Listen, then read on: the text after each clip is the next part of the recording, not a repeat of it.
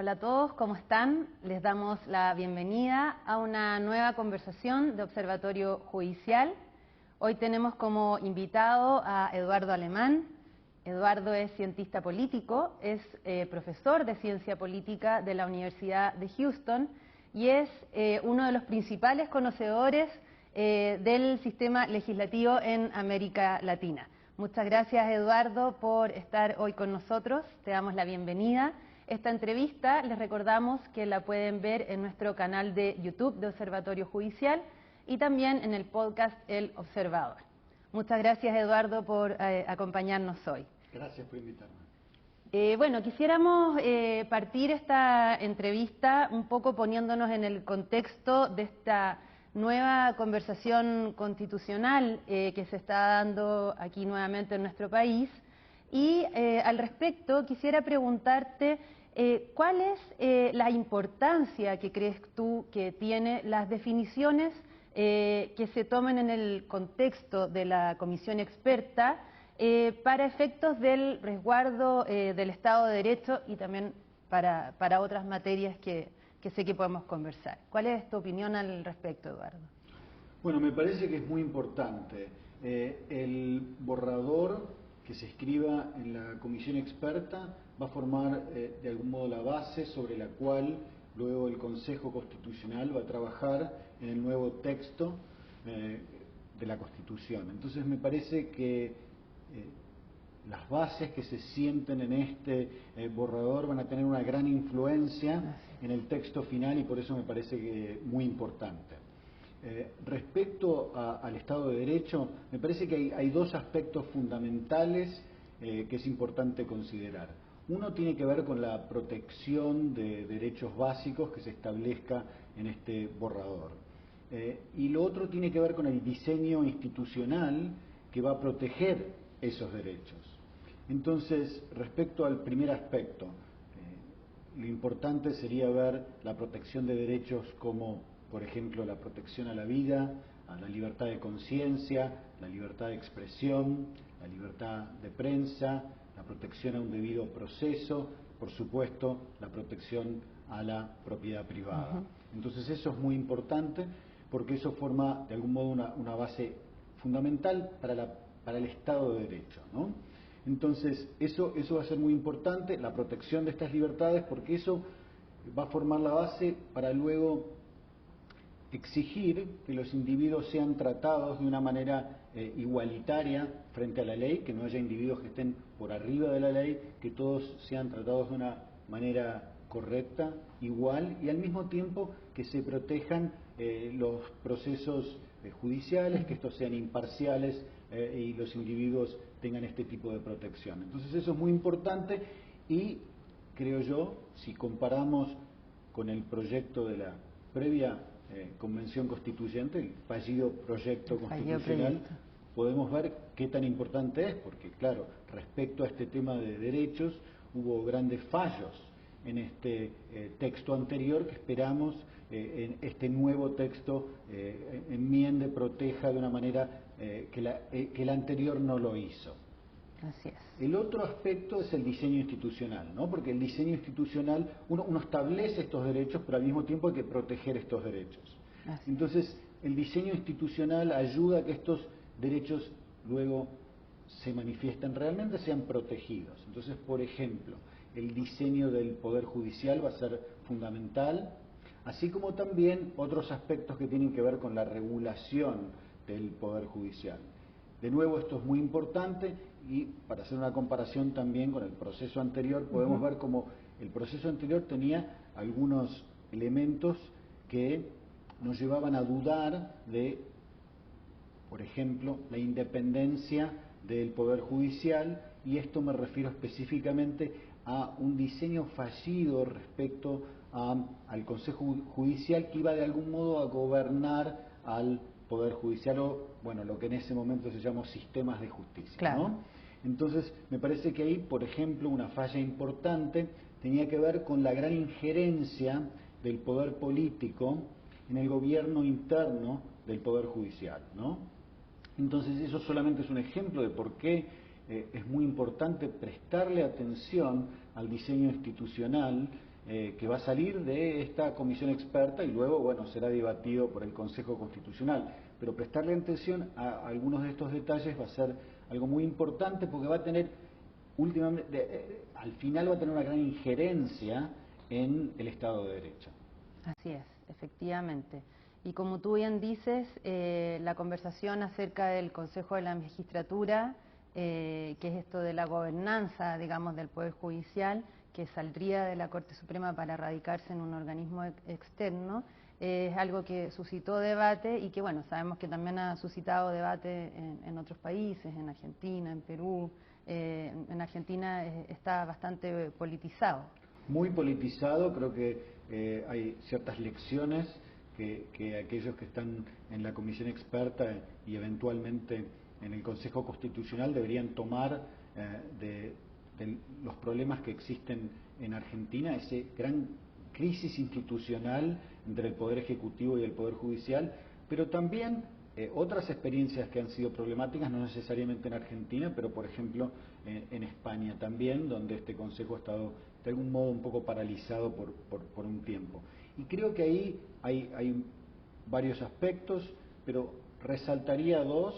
Uno es que, y la razón por la cual me enfatizo este consejo es porque en la convención previa hubo cierta coincidencia tanto entre convencionales de derecha y de izquierda en crear este consejo. El debate surgía más que nada acerca de sus deberes, responsabilidades y los detalles internos, pero la idea del consejo parecía en ese momento transversal. Por eso me dedico a discutirlo quizás un poco más.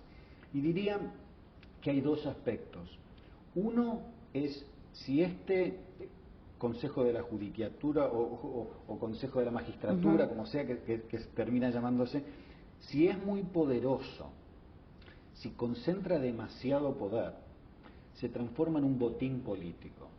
Y eso es lo que ha ocurrido, por ejemplo, en Argentina. Entonces, el poder político siempre va a estar muy interesado en tratar de dominar, controlar este tipo de consejo. Entonces es importante, de algún modo, darle autoridad, que sea relevante, pero cuidarnos en que no sea excesivamente poderoso, que tenga también contrapesos. Entonces eso es un aspecto importante del diseño de este consejo. El otro aspecto que me parece fundamental es uno incorpora elementos políticos, por ejemplo, con delegados del Poder Ejecutivo o del Congreso, pero asegurarse que estos representantes políticos no tengan una mayoría en el Consejo. Exacto. Eso me parece fundamental para proteger la independencia del Poder Judicial. Así es. Y llevándote más al terreno del sistema político, Eduardo, ¿qué opinas, qué opinión te merece la capacidad o más bien incapacidad del sistema político, y en particular estamos pensando en sectores de izquierda, para condenar la violencia, pensando también en esto que estábamos conversando acerca del Estado de Derecho? Claro. Bueno, esto siempre es complicado. Quizás me remitiría al caso de los Estados Unidos como para empezar esta respuesta. Lo que vemos en los Estados Unidos en el periodo reciente es una gran dificultad, tanto de la izquierda como de la derecha, de condenar la violencia política de sus propios seguidores. En términos de lo que uno llamaría la derecha en los Estados Unidos, esto se refleja, por ejemplo, en condenar los eventos asociados con la transmisión del poder, la última vez los famosos invasión al Capitolio en enero, el 6 de enero, ¿no? Entonces, la dificultad que tienen varios en el Partido Republicano de claramente condenar la violencia asociada con este evento, que obviamente muchos lo han condenado en el Partido Republicano, pero en general, más a medida que pasa el tiempo, se ve una gran dificultad de condenar directamente estos hechos de violencia.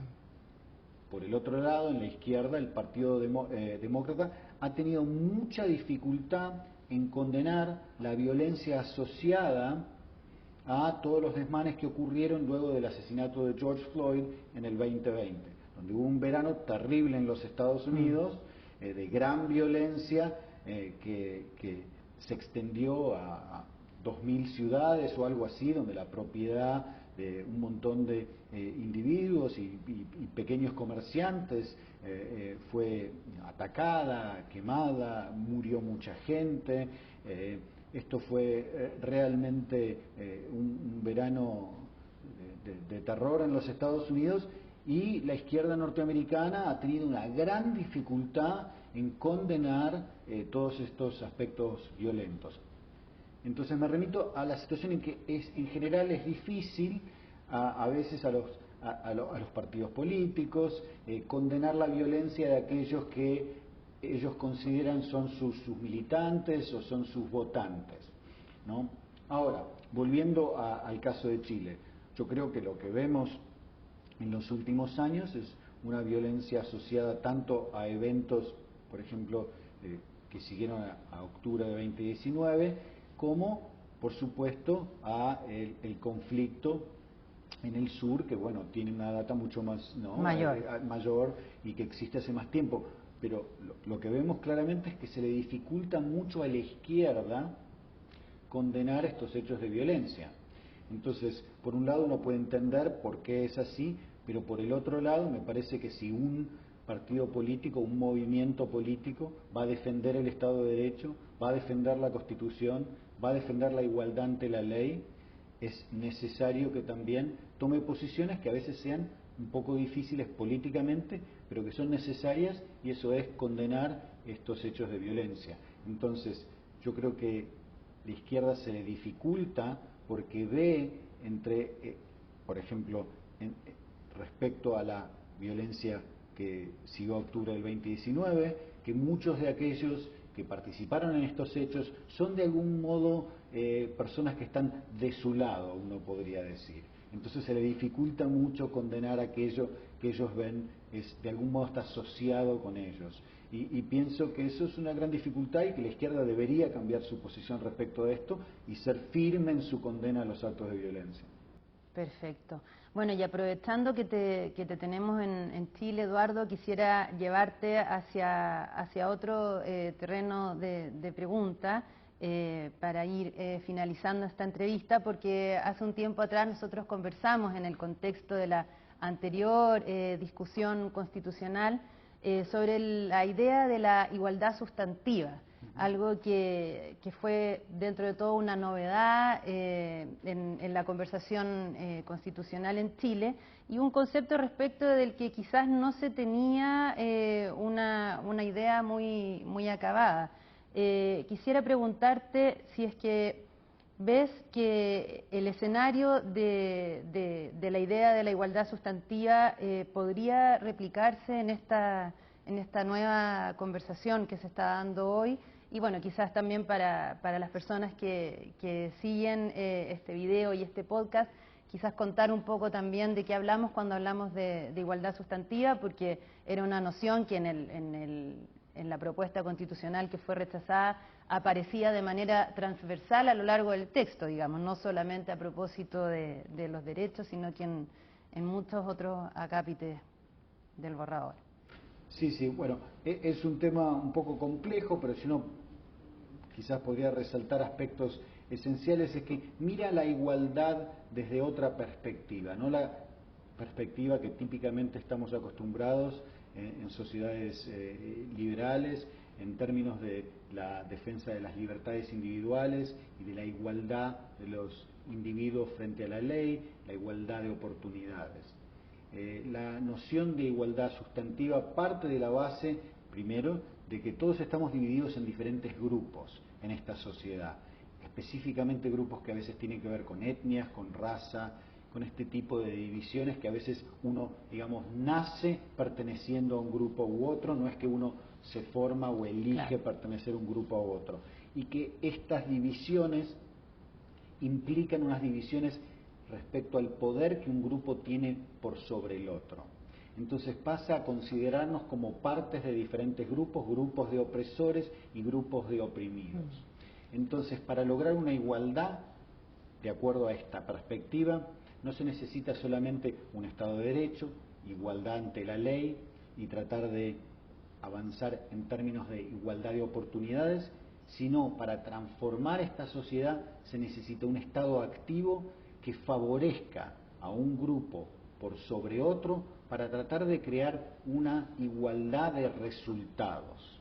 Entonces no importa tanto si dos individuos se les ofrece las mismas oportunidades para llegar a cierto resultado, no. Se tiene que ayudar al grupo que supuestamente pertenece a este grupo oprimido a que logre estos objetivos, arreglando no de nuevo las probabilidades o el contexto para darle oportunidades, sino el resultado final.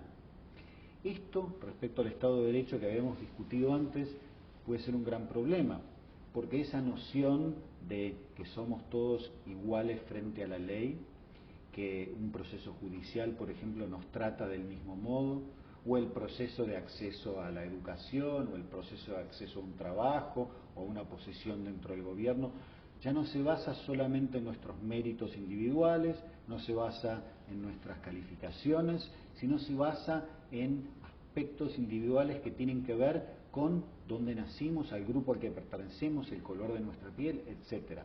Y eso, creo yo, es bastante problemático y no es algo que en Chile uno haya estado acostumbrado, sino que era una innovación de esta Constitución, y creo yo no fue una innovación que tuvo gran apoyo en la ciudadanía. Yo creo que había muchas preguntas, cuestiones que la gente no se sentía muy cómoda asociada a esta igualdad sustantiva. Por supuesto que la igualdad en sí mismo, en el sentido de tratar de ofrecer a todos los chilenos las oportunidades necesarias para que mejoren su vida, para que sus hijos tengan mayores oportunidades, es muy importante, pero es muy diferente tratar de ofrecerles oportunidades a los individuos que tratar de arreglar a último momento quienes se benefician para que los resultados aparezcan como si fuesen igualitarios. Y eso nos puede llevar también al escenario del activismo en materia judicial, por ejemplo, también en esa sede. Sí, sin ninguna duda. Y creo que otro problema muy grande de la propuesta fallida de la Convención Constituyente fue que había muchos aspectos muy poco claros, ¿no? ¿Cómo se va a llevar adelante esta igualdad sustantiva? Realmente, específicamente, ¿qué significa? Me parece que eso y otros temas quedaban de una manera muy poco claras. ¿Y qué significa eso? Que todo eso eventualmente hubiera terminado en algún tipo de tribunal o en un tribunal constitucional, eventualmente no el Congreso, no la Convención Constituyente, sino unos jueces iban a tener que determinar aspectos muy amplios y muy importantes que habían quedado sin definirse claramente en el texto constitucional, lo cual es un problema.